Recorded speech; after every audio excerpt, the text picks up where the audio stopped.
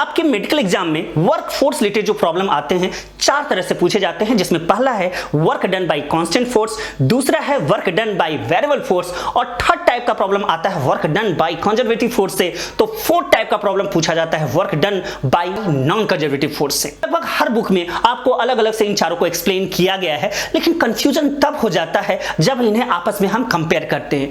क्या जितने constant force हैं वो कंजर्वेटिव नेचर के होते हैं, या फिर यह भी पॉसिबल है कि जो वेरिएबल हो फोर्स वह भी कंजर्वेटिव नेचर के हो जाते हैं। तो यहां इस कंफ्यूजन को दूर करने के लिए हम सबसे पहले इंडिविजुअली कांस्टेंट फोर्स और कंजर्वेटिव फोर्स को समझते हैं। कांस्टेंट फोर्स का मतलब हुआ फोर्स चूंकि वेक्टर क्वांटिटी है, तो कांस्टेंट मतलब चेंज ना हो, उसके लिए मैग्नीट्यूड भी चेंज नहीं होना चाहिए। मतलब 10 न्यूटन फोर्स लगा रहे हैं तो 10 ही न्यूटन फोर्स लगेगा और उनका डायरेक्शन भी चेंज नहीं होना चाहिए। तो यहां हम कहेंगे कि जो वर्क डन हुआ बाय कांस्टेंट फोर्स हुआ, इसके लिए आप सिंपली डॉट प्रोडक्ट लगा लेंगे F डॉट S और आपको वर्क डन मिल जाएगा। अच्छा, अगर हम वेरिएबल फोर्स की यहीं पे बात करें तो जो चेंज हो रहा हो, अब चेंज होने के लिए या तो मैग्नीट्यूड फोर्स का चेंज करा लो या आप उसका डायरेक्शन चेंज करा लीजिए। यहां दोनों ही हालत में work done by variable force होगा और यहां हम इंटीग्रेशन प्रोसेस का इस्तेमाल कर लेंगे। लेकिन कंफ्यूजन यहां ये नहीं है, कंफ्यूजन है कि जो कांस्टेंट फोर्स हैं क्या हमेशा कंजर्वेटिव नेचर के होते हैं, या फिर वेरिएबल फोर्स भी जो है कंजर्वेटिव नेचर का हो सकता है, या फिर वाइस वर्सा।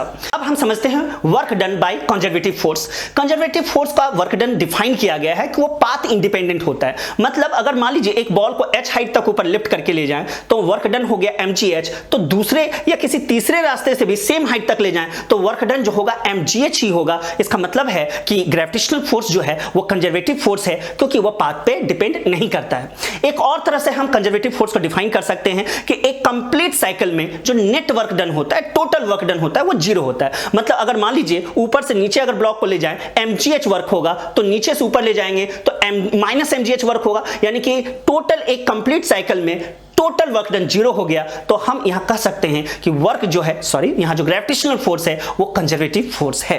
तो हम इस दूसरे वाले डेफिनेशन को अपने कॉन्सेप्ट को क्लियर करने के लिए लेके चलेंगे, यानी कि कंजर्वेटिव फोर्स का मतलब हुआ कि नेट वर्क डन जो होगा कंप्लीट साइकिल में जीरो होगा। चलिए तो एक एग्जांपल से इस कंफ्यूजन को दूर ही कर लेते हैं। मान लीजिए एक रफ हॉरिजॉन्टल सरफेस दिया हुआ है जहां कोएफिशिएंट ऑफ फ्रिक्शन म्यू है, एक ब्लॉक m मास का रखा हुआ है और इसको हम s डिस्टेंस तक डिस्प्लेस किए। तो यहां जो फ्रिक्शन वर्क करेगा वो कितना करेगा, माइनस म्यू mgs, माइनस क्योंकि रिलेटिव मोशन के अगेंस्ट वर्क करेगा फ्रिक्शन। लेकिन अगर वापस फिर से अगर हम ब्लॉक को अपनी पोजीशन में लेके आए तो फिर से वर्क डन जो होगा माइनस म्यू mgs ही होगा, क्योंकि अगर ब्लॉक को जब पीछे लाएंगे तो friction force relatively opposite direction में एक्ट होगा। तो नेट वर्क डन जो हुआ फ्रिक्शनल फोर्स के द्वारा माइनस 2 म्यू mgs हुआ एक कंप्लीट साइकिल में। इसका मतलब है कि नेट वर्क डन जीरो जो कंडीशन था कंजर्वेटिव फोर्स होने के लिए वो ये फुलफिल नहीं करता है। तो हम कहेंगे कि फ्रिक्शनल फोर्स जो है कांस्टेंट होते हुए भी कंजर्वेटिव फोर्स नहीं है।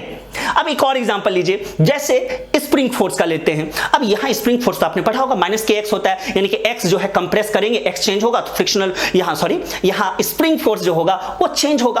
अब अगर हम स्प्रिंग ब्लॉक सिस्टम को कंप्रेस करके रिलीज कर दें तो यह वापस अपने ओरिजिनल कॉन्फ़िगरेशन में आ जाता है। इसका मतलब है कि नेट वर्क डन एक कंप्लीट साइकिल में जो हुआ स्प्रिंग फोर्स के द्वारा वो क्या हुआ, जीरो हो गया। तो स्प्रिंग फोर्स को अब हम कह सकते हैं कि ये कंजर्वेटिव नेचर का है, लेकिन ये वेरिएबल है। तो आई होप कि आपको अब ये कंफ्यूजन दूर हो गया होगा कांस्टेंट फोर्स और कंजर्वेटिव फोर्स के बीच में। तो चलिए अब शुरू करते हैं, कुछ एक प्रॉब्लम लेते हैं इस पे बेस्ड जो कि आपके नीट एग्जामिनेशन में पूछा गया है। तो शुरू करते हैं।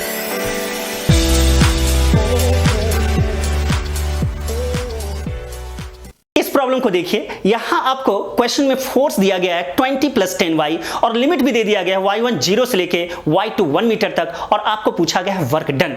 तो सबसे पहले यहां फोर्स चूंकि डिस्टेंस के साथ वेरी कर रहा है तो ये वेरिएबल फोर्स है और इसके लिए हमें पता है कि इंटीग्रेशन प्रोसेस का इस्तेमाल करेंगे। तो वर्क के लिए हम इंटीग्रेट करेंगे f × dy और लिमिट ले लेंगे 0 से 1 तक। और इंटीग्रेशन का तो आपको सिंपल सा रूल पता ही होगा कि x की पावर n हो तो n + 1 / n + 1 होता है। तो यहां इसे हम लिमिट लगा के के सॉल्व कर लेंगे आपको फाइनली आंसर मिल जाएगा 25 जूल। और ये क्वेश्चन 2019 मई में पूछा गया था। प्रॉब्लम को देखिए, यहां आपको फोर्स वेक्टर दिया गया है 4i cap plus 3j cap और पोजीशन वेक्टर इनिशियल दे दिया गया है -2i cap plus 5j cap और फाइनल पोजीशन वेक्टर दिया गया है 4j कैप और आपको वर्क निकालना है। तो सिंपली ये कांस्टेंट फोर्स के लिए वर्क डन निकालने है तो आपको क्या करना है, डॉट प्रोडक्ट निकाल लेंगे। तो W इज इक्वल टू हो जाएगा F डॉट dr और dr जो डिस्प्लेसमेंट वेक्टर होगा final position minus initial position vector करके हम निकाल लेंगे। यहां से फाइनली आपको आंसर आ जाएगा 5 जूल। और ये क्वेश्चन आपके नीट एग्जामिनेशन में 2016 में पूछा गया था।